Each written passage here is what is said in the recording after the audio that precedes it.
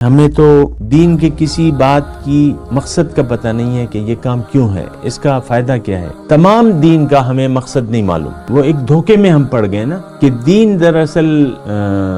यानी जो हमारी असल मकसद है, मकसूद है, वो जाहिर है, वो दुनिया है। तो अब दीन के बारे में जो भी बात होती है तो उसकी हम